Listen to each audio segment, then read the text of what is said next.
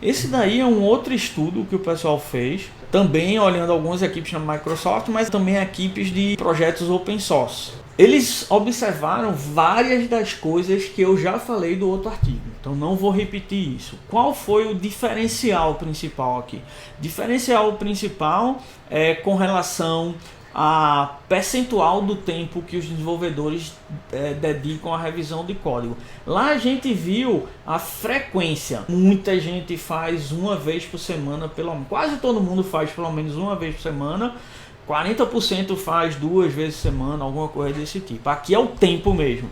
Então eles levantaram que mais ou menos 10-15% do tempo do desenvolvedor semanal é dedicado à revisão de código. No artigo ele tem quantidade de horas mesmo, tá? Aí eu estou só resumindo.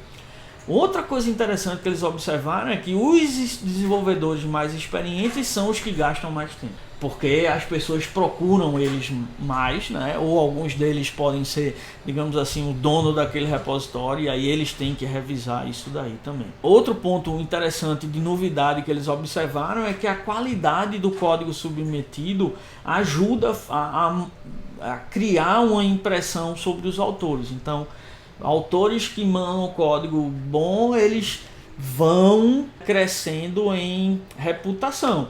Os revisores vão achando, pô, aquele cara escreve código bom, aquele cara escreve código bom. Então isso abre oportunidades para colaboração no futuro. Autor que manda código ruim também vai formando uma impressão. Então essa ideia de formar a impressão sobre se o desenvolvedor escreve código de boa qualidade ou de má qualidade é um aspecto importante. Outra coisa interessante é que eles não notaram tantas diferenças assim entre sistemas open source e sistemas da Microsoft. Agora, uma coisa importante é que essa questão da formação da impressão é muito mais relevante no mundo open source do que na própria Microsoft. Enquanto a questão de transferir conhecimento é muito mais importante na Microsoft do que no open source. Uma das poucas diferenças que eles observaram. Então eles detalham bastante isso no artigo, mas essas são as principais diferenças. E tem alguns gráficos aqui que são interessantes. O artigo traz bem mais, mas esse daqui eu achei interessante, que é sobre a motivação.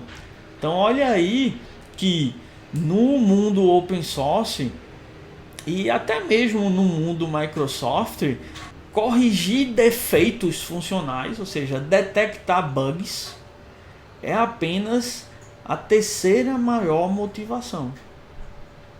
Tanto na Microsoft, certo? Quanto para os projetos open source. Antes de detectar bugs, ou seja, mais importante do que detectar bugs, tanto o Microsoft quanto o open source, é a manutenção, ou seja, qualidade interna, facilidade de manutenção. Isso tem a ver com refactoring, facilidade de entendimento e assim por diante.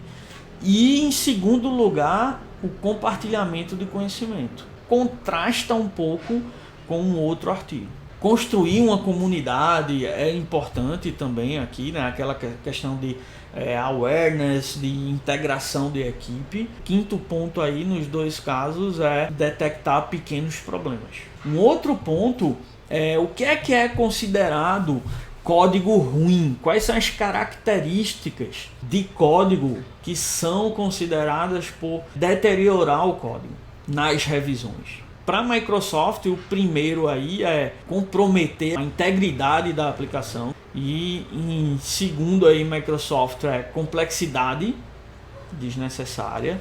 Esse é o segundo também para open source. E legibilidade, a readability, é o segundo aí para open source.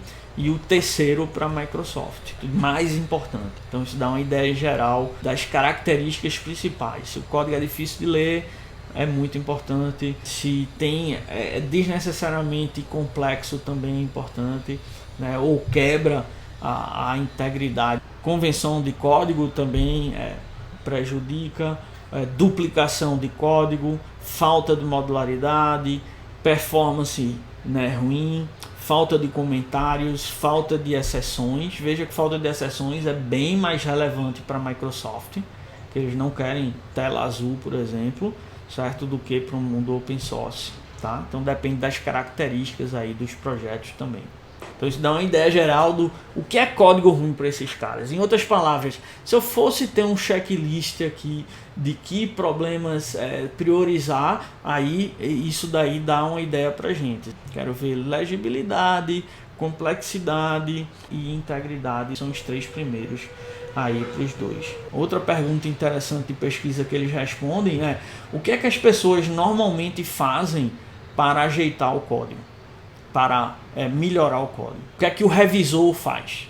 Só dá o comentário, em primeiro lugar, ou alguns revisores reescrevem o código, principalmente no mundo open source, ou ele dá uma ajuda ao cara, uma mentoria, tenta explicar ao cara, ou só provê um exemplo, ou só rejeita, ou só comunica que aquilo está com problemas. Então aí difere um pouco entre o mundo Microsoft e o mundo open source.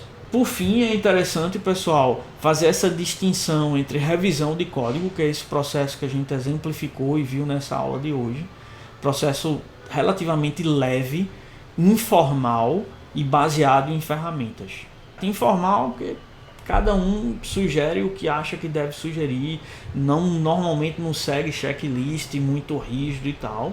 E antigamente o que a gente tinha é esse processo de inspeção. Várias empresas que tinham uma preocupação maior com qualidade usavam isso, certo? Mas era um processo relativamente burocrático, tinha que marcar uma reunião. Então você mandava o código para mim, eu lia, fazia anotações sobre esse código e a gente ia para uma reunião onde eu apresentava essas sugestões. Processo mais formal, mais pesado, mais custoso, né? Normalmente não era baseado em ferramentas, era baseado nessas reuniões. Tem esse site aqui que eu recomendo fortemente. Micaela é uma das autoras do primeiro artigo.